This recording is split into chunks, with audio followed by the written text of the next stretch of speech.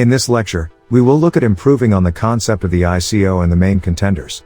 As you can see, there are a few we will look at here, including IEOs or initial exchange offerings, DAICOs or decentralized autonomous initial coin offerings, and ETOs or equity token offerings. There are others, but you can read about those in your notes. Our focus here is on these three. Initial coin offerings are a great starting point in the formalization of investing through blockchain technology and blockchain undertakings. The concept of the initial exchange offering as an alternative arose in early 2017.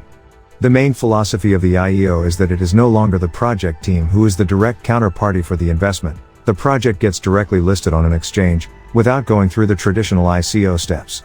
From the perspective of a contributor, instead of sending Ether to a smart contract governing the ICO, each IEO participant has to create an account with the exchange and send ETH to this account. When the IEO commences, the participant can purchase the token directly from the exchange. Those were the words from Changpeng Zhao, the CEO of Binance. For a deep dive on the IEO, take a read of the course notes. Following the ICO frenzy in 2017, there was no one better than Vitalik Buterin himself to propose a possible improvement on the ICO concept. In January 2018, Vitalik proposed a new modus operandi, called a DAICO. A DAICO, or decentralized autonomous initial coin offering, incorporates some beneficial aspects of a decentralized autonomous organization, or DAO, with the inherent characteristics of an ICO. DAOs are known as a digital company with their bylaws set within the blockchain itself. Their rules exist on the blockchain in the form of smart contracts, making their management transparent and auditable. The DAICO concept includes smart contracting logic to add a dimension of accountability towards the project team. Instead of simply releasing all the raised funds in one blow, the contributors are now empowered to make investment funds available in a more controlled manner. Via a consensus mechanism, they can vote how many funds they want to release to the project team on a periodic basis. They decide on a regular basis what amount of the tap can be released to the project team. Enter the real deal.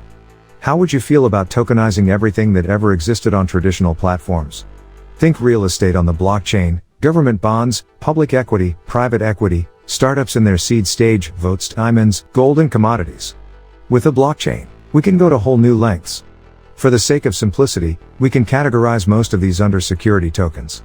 Here I will focus on an immensely interesting subcategory, equity token offerings. Contributors can now pay in crypto, or fiat, directly on a blockchain platform and in return receive actual pro rata ownership of the company invested in, including voting and dividend rights.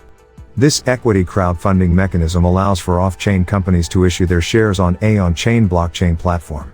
Shares in private equity and seed stage startup companies suddenly become available to an international investment crowd. So what does the future look like?